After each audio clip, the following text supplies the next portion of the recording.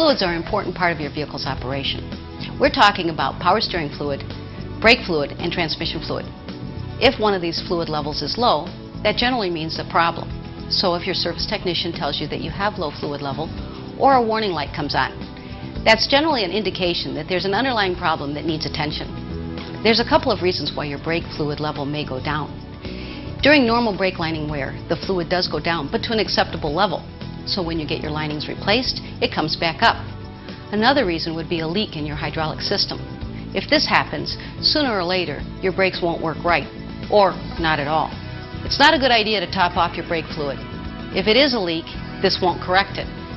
And if it's due to normal brake lining wear, you'll have too much fluid when the brake linings are serviced. Brake fluid should only be added when work is done to the hydraulic system, and then your service technician should only use DOT3 brake fluid from a sealed container. Using other fluids can cause swelling and distortion of the seals and other components in the hydraulic system. Not good. Now let's turn to the power steering system. It's not necessary to check your power steering fluid regularly unless you suspect you have a leak. Here are some warning signals that you have a problem. You notice a fluid leak, the steering wheel is hard to turn, or you hear an unusual noise when you're turning. Now you could add some power steering fluid and the problem would go away for a little while, but it would probably come back. If your power steering fluid is low, you may have a problem that requires a service technician's attention. The same thing is true about transmission fluid. If it's low, there's something wrong that needs a technician's attention.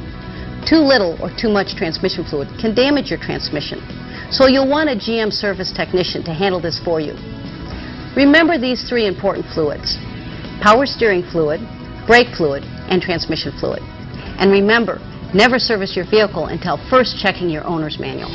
To keep your vehicle's fluids in good condition and at proper levels, remember to see Mr. Goodwrench at one of the nearly 7,000 GM dealers nationwide.